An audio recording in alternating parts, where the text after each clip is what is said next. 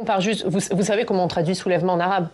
Dites-moi. On traduit ça intifada. Est-ce que vous appelez l'intifada en polonais et en... Non, mais je veux dire, qu'est-ce que c'est que cette histoire maintenant? Rima Hassan, qui est franco-palestinienne, n'a pas utilisé ce mot complètement au hasard. Oh, franchement, madame, s'il vous plaît. Vous pensez quoi? Vous pensez que parce que madame Rima Hassan est franco-palestinienne, il faut traduire l'ensemble des mots qu'elle utilise en arabe pour savoir la vraie justification?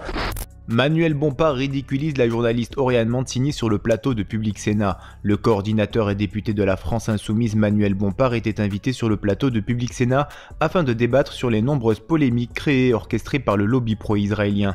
Des polémiques à la chaîne pas assez nombreuses selon la journaliste Oriane Mancini qui en plein direct sur LCI va se permettre d'inventer une thèse complotiste et raciste visant la candidate aux européennes franco-palestinienne Rima Hassan. Une scène surréaliste sur une chaîne publique qui va pousser le député insoumis Manuel Bompard à remettre en place façon puzzle la journaliste controversée Oriane Mancini. On a le droit de dire qu'on n'est pas d'accord avec le gouvernement de M. Netanyahou. On a le droit de dire que c'est pas normal de tuer plus de 30 000 personnes, même après des actions qui sont des actions horribles qui ont été commises le 7 octobre. On a le droit de considérer que la position de la France est une position bien trop timide pour dénoncer ce qui se passe là-bas. Et ça doit pas valoir une convocation devant la police ou des condamnations avec de la prison avec sursis. Faut revenir à un cadre un peu raisonnable du débat public. Alors, moi, je suis très inquiet face à cette dérive. Il y a un tweet de Rima Hassan, on va le regarder, qui a été publié vendredi, qui dit « Venez à Sciences Po, l'heure est au soulèvement ». Est-ce que vous appelez vous au soulèvement? Mais bien sûr que si se soulever, ça veut dire quoi? Ça veut dire s'indigner, ça veut dire se révolter. Bien évidemment que je suis indigné et révolté face à ce qui se passe là-bas. Manuel Bompard, vous savez comment on traduit soulèvement en arabe? Dites-moi. On traduit ça intifada. Est-ce que vous appelez l'intifada? En polonais et en... Non, mais je veux dire, qu'est-ce que c'est que cette histoire maintenant? C'est-à-dire quand Est-ce que vous appelez l'intifada? On imagine que Rima Hassan, qui est franco-palestinienne, n'a pas utilisé ce mot complètement au hasard. Oh, franchement, madame, s'il vous plaît. Vous pensez quoi? Vous pensez que parce que madame Rima Hassan est franco-palestinienne, il faut traduire l'ensemble des mots qu'elle utilise en arabe pour savoir la vraie justification? Mais non, elle a utilisé ce mot pour ce qu'il veut dire en France. Ce qu'il veut dire en France, c'est soulevez-vous, révoltez-vous face au fait que vous avez un pouvoir politique aujourd'hui qui ne fait rien de conséquent pour que ces massacres s'arrêtent, tout simplement. Enfin, qu'est-ce que c'est que cette histoire? On n'a plus le droit maintenant de dire que ça suffit, c'est insupportable ce qui se passe là-bas. La semaine dernière, on a trouvé des charniers. Cette semaine... Non, mais vous comprenez qu'on s'interroge sur vos tweets. Il y a ce tweet, il y avait le tweet de Jean-Luc Mélenchon qui accusait Yael Braun-Pivet de camper à Tel Aviv.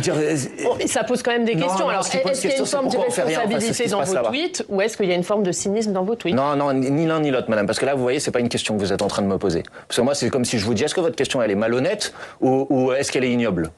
Non, mais des deux alternatives, vous préférez laquelle, madame? Vous voyez bien que c'est pas sérieux. S'il vous plaît, je veux dire, ce qu'il faut, ce qui est insupportable et irresponsable, c'est le fait que le gouvernement français ne fait rien face à cette situation. Donc arrêtez tout de suite d'aller en permanence chercher à polémiquer sur les mots, alors que ce qui est grave, c'est ce qui se passe, pas les mots qu'on utilise pour décrire la chose. Qu'est-ce que vous attendez de plus aujourd'hui d'Emmanuel Macron? J'attends qu'il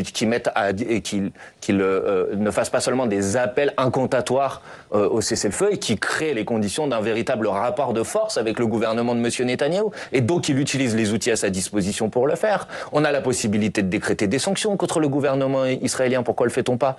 Le président de la République pourrait décider en France de manière unilatérale, sans attendre l'autorisation de qui que ce soit, de reconnaître officiellement l'État de Palestine. Pourquoi ne le fait-il pas? On pourrait décréter un embargo sur les livraisons d'armes. Il y a au niveau européen un accord d'association entre l'Union européenne et Israël. C'est l'un des accords d'association les plus poussés.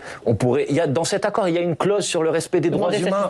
Mais est-ce que vous considérez que l'armée israélienne respecte les droits humains aujourd'hui? Sinon, il y a une clause dans cet accord, il faut suspendre cet accord. Pas pour embêter, mais parce que si on ne crée pas les conditions d'un rapport de force pour que le gouvernement de M. Netanyahou s'arrête, alors on va aller vers un massacre de plus en plus important. Et comprenez que ça révolte plein de gens dans ce pays. Et que quand ils se révoltent, ce serait bien qu'on parle de la raison de leur révolte et pas immédiatement qu'on essaye de les salir ou de les calomnier pour les faire taire.